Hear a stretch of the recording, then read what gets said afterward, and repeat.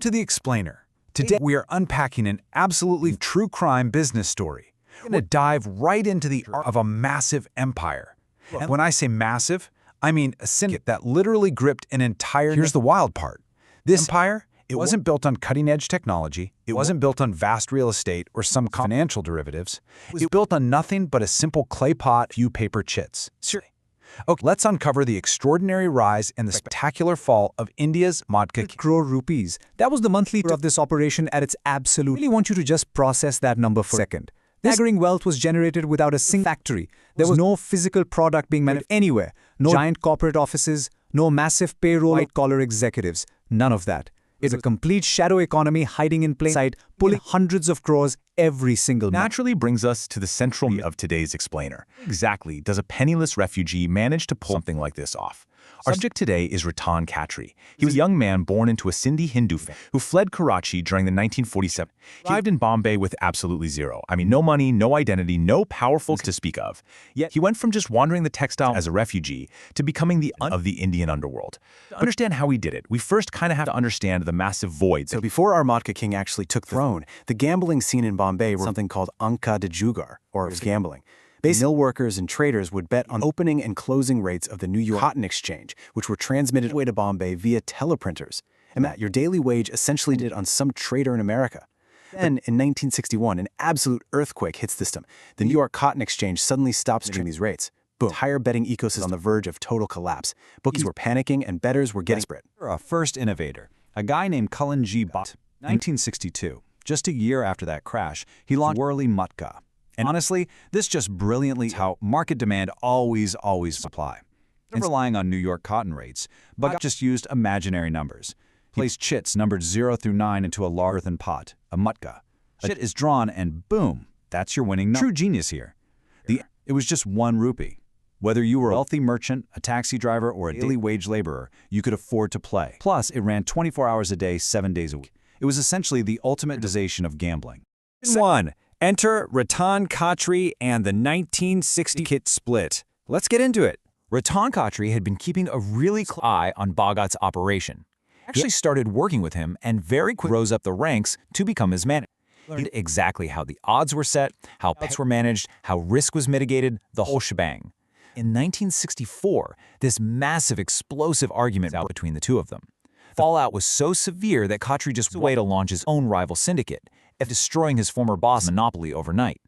Bhagat's Whirly Matka was pretty crude, just chits hidden inside a clay pot, running Khatri launches new Whirly Matka, which later became known as Ratan Matka, and he makes it premium. In a hidden pot, he uses playing cards in plain sight, and instead of running every single day, he restricts it to Monday through Friday, basically mirroring actual markets. It created this real sense of legitimacy and scarcity. The real masterstroke here was his probability system. I absolutely love explaining this because it just shows his deep, intuitive understanding of consumer trust. Step 1, literally anyone in public could step right up and draw cards from a fresh deck. Let's say you draw 1, a 4, and a 7. Step 2, you add them to plus 4 plus 7 equals 12. Step 3, you just draw the first digit, the 1, leaving you with the number, and that is your winning draw. Afterward, the entire deck of cards was destroyed right there in front of the crowd, so nobody could ever claim the deck was stacked. It was literally manipulation, and the public, they absolutely loved it. Here is the crucial point, the payout structure. This is what made it so dangerously addictive. If you bet just 25 paise, you could get a return over 2 rupees. But if you bet a single rupee and your exact numbers hit, you could walk away with 9 rupees. Put that in perspective. And being a textile worker in Bombay in the 1960s, making maybe 5 rupees a day, the prospect of turning 1 single rupee into 900 was a more powerful intoxicant than alcohol. It was life-changing money just dangling right in front of them every single day. Because of that, the financial growth was explosive. By 1970, Khatri's syndicate was pulling in a daily turnover of 1 crore rupees. Forward to the peak years, somewhere between 1985 and 1990, and that figure just blew to a monthly turnover of over 500 rupees. His bookies had set up shop in literally every mill area of Bombay. It was this perfectly organized network of timetables and slips. At this point, Khatri wasn't just a bookie anymore, he was a full-blown institution. With all this staggering wealth came this incredible duality, what we can call the Robin Hood paradox. Khatri developed a very signature look, this white kurta and a scarf, very much like the famous underworld dons of his era. Had immense power, politicians, police, they were all deeply in his pocket, making pretty much any legal trouble just with a single phone call. At the exact same time, he was out there fighting Bollywood films. He gave money to distant relatives, the poor who came to him for help. His life directly inspired the 1970 Bollywood movie Dharmatma. It's wild. He was this ruthless gambling don who ruined fame, and yet he was revered by so many as this beloved philanthropist. As we know, even a king can be challenged. During the 1975 emergency in India, the government's massive crackdown on organized crime. Ratan Khatri gets swept up in it and is for 19 months. But absolutely nothing stopped. His network was so fiercely loyal and so well-oiled that bets just kept pouring in, and not just across India, but internationally. From the Middle East, the United States, the Matka Empire ran flawlessly without its king. 2. The fall of the kings and the world shift. He's spending almost 2 years in jail shifted the dynamics of power. The massive, highly liquid cash reserved by Matka began attracting a much notorious dons, guys like Karim Lala and Hassan. They realized that this Matka net was the perfect recruitment ground. It was an endless source of ready cash to fund their gold smuggling and other criminal enterprises. So this relatively peaceful game of numbers was slowly being swallowed by organized 1990s police crackdown. The Bombay police connected the dots.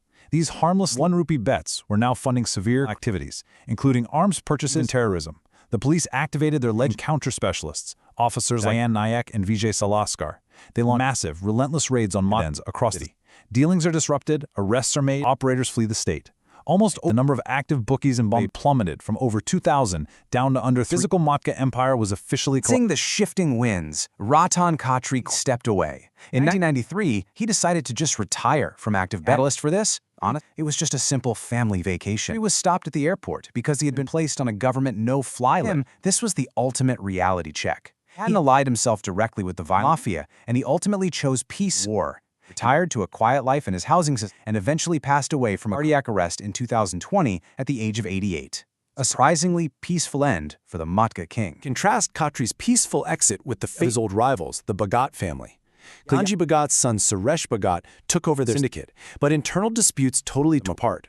In June 2008, Suresh and 5 others were trapped in a Mahindra Scorpio when a massive slams into them, killing everyone. The crime branch dug into it. The dark emerged. It wasn't a tragic accident at all. It was a meticulously planned murder orchestrated from right within his own ranks.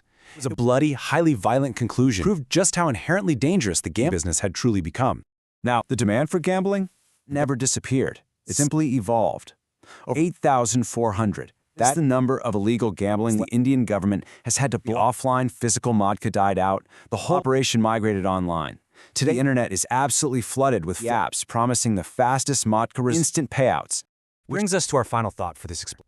It's so easy to look at a slick app on your phone and completely forget where it came from. Today's flashy gambling apps actually hide blood-soaked history. Behind every 500 crore empire, behind all the Bollywood ties and those Robin Hood myths, lies a trail of ruined families, crushing debt, and even murder.